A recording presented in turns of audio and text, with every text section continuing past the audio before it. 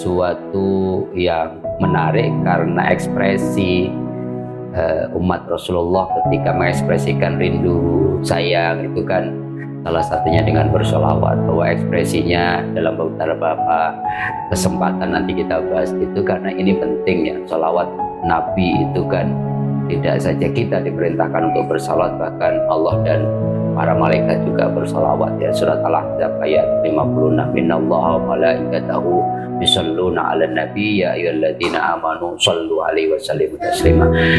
Dengan ayat ini saya kira menjadi satu landasan untuk umat Rasulullah kemudian bersolawat, dan betapa kemudian kita tahu betul macam-macam sholat itu macam-macam ya, dengan segala hajat, dengan segala ekspresi. Yang menarik adalah karena ini menjadi kontroversi, karena ini bersolawat tapi saking semangatnya, dalam tanda petik kalau melihatnya secara husnudon, itu jogetnya disebut oleh orang yang kontra Habibuddin Az-Zahir misalkan, Syekh itu bahkan secara khusus hadroh di bawah Ahbabul Mustafa misalkan, Habib Syekh melarang ya nafsuti ini karena dianggap tidak pantas ya, karena kok bersolawat kepada Rasulullah kok jogetnya kemudian petakilan kalau Habib Zidin, karena buat mereka catatannya ini bersolawat itu harus punya adab, dengan joget ya mungkin saking semangatnya itu ya, kemudian dianggap petakilan, kemudian dianggap kurang pantas, itu nggak ada adab sama Kanjeng Nabi.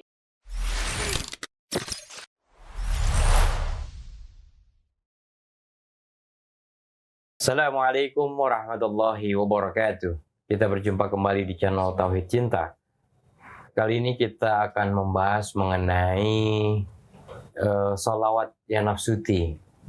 Ya, kita tahu ya bulan-bulan ini adalah bulan Maulid Nabi Muhammad SAW. Di bulan Maulid ini kita perlu memperbanyak sholawat ya, agar kita mendapat syafaat dari Rasulullah SAW. Nah, ada yang menarik dari sholawat ini, yaitu sholawat yang biasa disebut dengan sholawat ya nafsuti, yang juga diiringi dengan musik dan tentu saja dilengkapi dengan jogetnya yang khas. Sholawat ya nafsuti ini sebenarnya adalah sholawat busrolana, cuma memang punya banyak variasi. Ada beberapa ulama maupun habaib itu yang menolak sholawat dengan joget karena disebut sebagai petakilan, tidak ada adab dalam bersolawat dan lain sebagainya.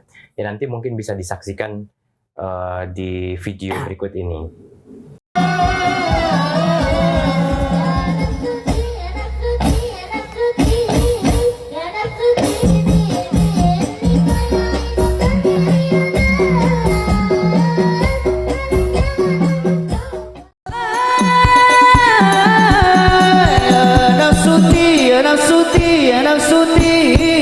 Ya nafsuti bibi liqaya ainu qari ayuna hada jamalul mustafa anwaruhu la adna ya taibatum madan. Nah, kita akan membincang ini dengan Ustadz Muslihin Aziz. Beliau adalah pembina di channel Tauhid Cinta ini dan juga Wakil Ketua di STAI atau Sekolah Tinggi Agama Islam Muslim Asia Afrika. Assalamualaikum. Assalamualaikum warahmatullahi wabarakatuh. Udah pernah lihat saat ya nafsuti? Waduh, itu ya nafsu sambil ya nafsuti ya. Masuk terus di beranda Itu TikTok, short atau TikTok ya. Semangat, sangat saking semangatnya gitu. Iya, dan Gimana Mas Rifki? menikmati sekali tuh jogetnya kan ya, sambil goyang-goyang itu. Dan apa ya, kita tahu kan ya ya sholawat ada yang pakai musik gitu, ada yang pakai apa ya berbagai macam lah alat-alat musik, gitar, bass, drum, segala macam, piano dan lain sebagainya. Dan yang kali ini ya nafsuti juga diiringi dengan joget yang sangat energik menurut saya gitu. Nah, boleh nggak sih sebenarnya sholawat sambil berjoget gitu, Ustaz? Ya, sebelum itu saya kira ini momentum ya Mas Rifki, bulan Maulid, bulan Rabiul Awal.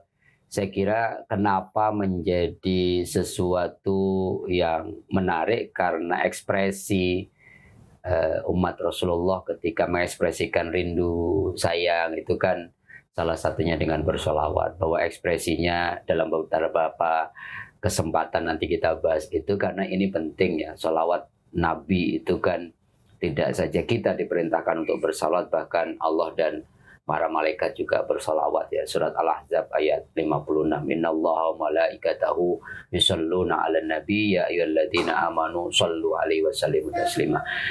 Dengan ayat ini saya kira menjadi satu landasan untuk umat Rasulullah kemudian bersolawat, dan betapa kemudian kita tahu betul macam-macam sholat itu macam-macam ya, dengan segala hajat, dengan segala ekspresi. Yang menarik adalah karena ini menjadi kontroversi, karena ini bersolawat tapi saking semangatnya, dalam tanda petik kalau melihatnya secara husnudon, itu jogetnya disebut oleh orang yang kontra, Habib Bidin Az-Zahir misalkan, Habib Syekh itu bahkan secara khusus hadroh di bawah Ahbabul Mustafa misalkan, Habib Syekh melarang ya nafsuti ini karena dianggap tidak pantas ya. Karena kok bersolawat kepada Rasulullah, kok jogetnya kemudian petakilan kalau Habib Zidin. Ya oleh karenanya Mas Rifki, ada beberapa pihak yang kemudian sampai kemudian melarang ya, tidak dalam kapasitas hukum ini ya, sampai mengharamkan, tidak melarang hadroh di bawah binaan Habib Syekh gitu, Ahbabul Mustafa, kemudian Habib Bidin bin Zahir juga melarang yang nafsuti ini di paling tidak ya dilantunkan ketika beliau berdua diundang.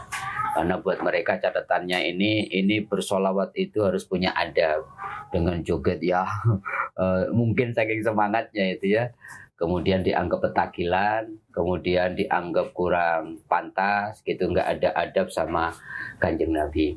Padahal kalau kita lihat Mas Rifki, salawat ya nafsuti yang kita kenal dengan salawat Busrolana itu kan sebenarnya isinya kegembiraan ya, kerinduan, cinta yang begitu luar biasa kepada Rasulullah. Kalau kita ngelihat syair-syairnya itu kan kemudian luar biasa. Yang menjadi catatan saya kira, apakah kemudian pantas kita menyapa Rasulullah, mengekspresikan kerinduan kita, kecintaan kita dengan seperti itu? Apakah kemudian itu dianggap tidak beradab atau tidak? Padahal ya kalau kita ngomong tentang ekspresi cinta itu kan nggak ada ukurannya ya.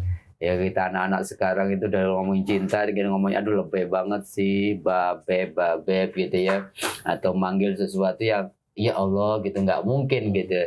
Tetapi kemudian apa ya, karena ini sebuah ekspresi tetapi kontroversi itu menjadi sesuatu yang wajar. Lah bagaimana kemudian kita kembalikan sesungguhnya kepada siapapun yang melihat atau melantunkan sholawat Busrolana ini, ya jangan sekedar ya nafsuti ya, tapi bagaimana ini tersampaikan, karena bersolawat itu kan sedang berdialog, sedang bagaimana mengekspresikan kecintaan, harus tahulah maknanya. Kalau kita lihat maknanya, walaupun itu agak panjang ya Mas Rifki, misalkan Busrolana ya nilnal muna, ya Allah gitu ya, kami ini gembira gitu ya dengan harapan dengan datangnya Rasulullah gitu. Zalal ana wa falhana. Kalau Rasulullah datang itu berarti kesedihan kami hilang dan kebahagiaan datang gitu. Baru kemudian kalau kita lanjutkan wadzahru anjaza wa'dah, dan kemudian waktu yang akan kemudian menghantarkan kita untuk ketemu Rasulullah, hadirnya Rasulullah, wal bishru athamul ana, dan kemudian kebahagiaan nyata buat kita. Baru kemudian ya nafsuti, ya nafsutinya kan kemudian penggalannya karena ngikutin irama itu kemudian kita lupa, atau jangan-jangan yang joget gini-gini itu apa maknanya juga kan, mudah-mudahan ngerti sehingga ekspresi cintanya waduh, kemudian orang menyalahpahami. Bayangin maknanya itu ya nafsuti bibil liqa, jadi benar-benar wahai jiwa, kemudian jiwa kami itu gembira karena ketemu Rasulullah, ya ilnu korri a'nuna, dan kemudian mata kami itu berseri-seri, kegembiraan kami itu bahkan menembus jiwa kami. Sehingga kalau kita ngelihat makna dari syair Busrolana, namanya juga judulnya Busrolana ya, kegembiraan bagi kami, saya kira tanpa kemudian juga memperdebatkannya. Kita memaklumi kenapa Habib Bidin sama Habib Syekh kemudian melarang itu. Ini menurut saya sebagai wujud cinta beliau berdua. Jangan sampai kecintaan kita yang berlebih-lebihan ekspresinya itu jatuhnya nanti dikhawatirkan malah kemudian dalam bahasa yang agak kasar petakilan dan nggak ada adab. Saya kira itu dulu Mas Rifki, catatan penting saya yang pertama. Jadi memang ya sebagai ekspresi cinta, Ya. ya itu sah-sah saja sebenarnya. Cuma jangan sampai berhenti di situ. Ya, Tapi harus memahami maknanya Ya. dan juga tentu saja ya ujungnya adalah bagaimana meneladani akhlak Rasulullah Ya. tentu saja ya. Tadi kan disebutkan oleh Habib Syekh dan Habib Bidin gitu misalkan ada akhlak atau ada adab dalam bersolawat. Nah, adab itu seperti apa Pak Ustadz? Apakah harus diam, harus benar-benar meresapi gitu, atau memang ya bisa semua ekspresi masuk dalam adab itu gitu Ya. Ya, saya kira adab ini penting di dalam Islam ya, Mas Rifki. Bahkan Rasulullah mengatakan belajarlah adab sebelum belajar ilmu. Sama orang tua aja kita juga ada adabnya. Ini bayangkan kita kemudian menyampaikan, berdialog, ketemu Kanjeng Nabi, pasti adabnya juga harus dijaga betul. Ya, paling tidak ada 5 adab, Mas Rifki, yang mesti kita perhatikan ya, kita jaga ketika bersolawat. Ternyata para ulama mengatakan adab pertama itu kalau bisa tidak menyebut Rasulullah itu secara langsung namanya. Kayak kita manggil bapak kita langsung nama itu kan ya, kalau di Jawa itu nggak sopan, ini jangkar lah ibaratnya. Dan Al-Quran nggak pernah nyebut itu langsung Muhammad. Biasanya ya ayuhan Nabi, ya ayuhan Rasul gitu. Bahkan disebut salawat-salawat itu gitu ya, ala Toha, ala Yasin, itu kan sebutan-sebutan yang memuliakan Rasulullah. Kalau kita kemudian diajarkan kemudian dengan baca Allahumma sholli ala Sayyidina wa Maulana Muhammad itu Wahabi. bukan untuk kemudian mengkultuskan, tapi ini bagian dari adab kita. Kita Memuliakan. sama atasan itu pakai Pak gitu, sama duta besar itu pakai yang mulia dan sebagainya. Itu bagian dari itu. Yang kedua, ini yang lebih penting gitu. Bagaimana ketika kita bersolawat itu hudur. Bagaimana hati kita hadir dan digambarkan kalau ideal itu membayangkan Rasulullah. Maka mengenal Nabi menjadi penting di situ. Kalau kita nggak kenal sirah nabawiyah, Nabi seperti apa, membayangkan bersolawat menghadirkan Rasulullah, bertemu di depan Nabi itu juga agak susah. Maka dikhawatirkan nanti yang kemudian muncul adalah ekspresi fisik, joget-jogetnya itu, tetapi hudur hatinya membayangkan Rasulullah kemudian tidak terjadi. Yang ketiga, saya kira yang tidak kalah penting adalah membacanya itu dengan kondisi rohani mahabbah. Bagaimana mengekspresikan kecintaan kita, kemudian dalam kondisi syauq. Syauq itu kerinduan kita. Dan yang paling penting ini hubungannya dengan kritik Habib Bidin sama Habib Syekh adalah takdim. Bagaimana kita memuliakan, kemudian menghormati Rasulullah, tentunya dengan adab-adab yang kemudian sesuai dengan adab yang diajarkan oleh Islam. Itu yang tidak kalah penting. Dan yang keempat, saya kira kemudian bagaimana seseorang itu ternyata tidak boleh sekedar bersolawat, tapi juga menyampaikan salam. Jadi dua-duanya, jadi memberikan solawat, salam, tapi juga bersolawat itu memberikan kesejahteraan, tapi juga salam kedamaian kepada Rasul. Maka kan solawatnya itu Allahumma sholli ala Sayyidina. Bukan hanya sholli, tapi Allahumma sholli wa sallim ala. Itu salah satu adab. Jangan Allahumma sholli ala Muhammad, tapi adabnya kalau bisa salamnya juga tersampaikan kepada anak Nabi. Maka lengkapnya biasanya ditambah lagi berkah. Allahumma sholli wa sallim wa barik ala Sayyidina wa maulana Muhammad wa ala alihi wa sahbihi wa sallim. Saya kira kalau itu kemudian disampaikan, maka kemudian menjadi penting. Bahkan Gus Ikdam, Mas Rifki, itu setiap malam Selasa itu kan pengajiannya umum lah kira-kira. Kalau malam Jumat kan istighosa gitu. Malam Selasa itu dari banyak kalangan hadir, dan biasanya para artis juga hadir. Dan Gus Ikdam marah gitu, sempat memperingatkan kepada orang-orang yang hadir, kalau bersolawat itu udah, kalau bersolawat ini kita lagi menyapa Rasulullah, yang ngerokok berhenti dulu. Jadi sampai kemudian memberikan titik adab itu, masa sholawatan di depan Kanjeng Nabi sambil ngerokok terus joget-joget gitu.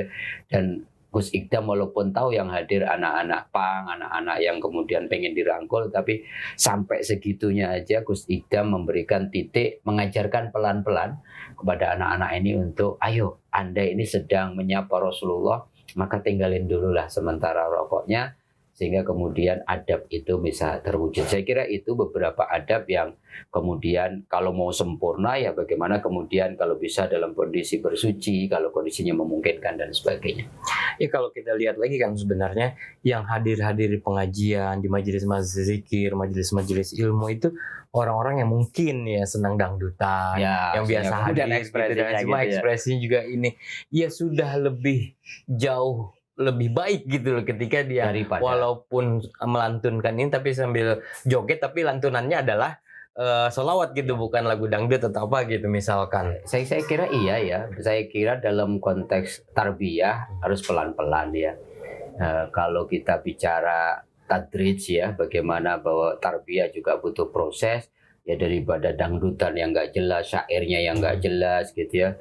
Maka kemudian sholawat tetapi kemudian masih ngikutin irama-irama yang kemudian koplo atau dangdut, itu untuk tahap-tahap awal untuk mengajak anak-anak muda kemudian mau menghadiri majelis ilmu tanpa merasa kemudian dibedakan, diterima gitu. Saya kira menjadi sesuatu yang bijak kita berikan ruang sampai kemudian pada titik tertentu pelan-pelan Mas Rifki gitu, bahwa Anda tidak sedang dangdutan ini ada majelis ilmu, ini majelis yang sangat dimuliakan oleh Rasulullah, dimuliakan oleh Allah, bahkan malaikat aja membersamai kita di majelis ilmu ini, mendoakan kita, ya mosok lah gitu lah. Pelan-pelan seperti ini saya kira konteks Habib Bidin Az-Zahir dan Habib Syekh ketika kemudian memutuskan melarang itu dalam konteks itu. Oke, terima kasih Ustadz. Intinya sih bahwa kita boleh mengekspresikan apapun kecintaan kita, kerinduan kita pada Rasulullah SAW, tapi jangan berhenti di situ. Ya, ekspresi itu harus juga pelan-pelan disertai dengan adab dan juga mengenal Rasulullah dengan lebih jauh dan meresapi makna dari sholawat itu sendiri, dan tentu saja ujungnya adalah bagaimana mengaplikasikan akhlak Rasulullah dalam kehidupan kita sehari-hari. Terima kasih atas partisipasinya. Mohon maaf atas segala kekurangan. Wassalamualaikum warahmatullahi wabarakatuh.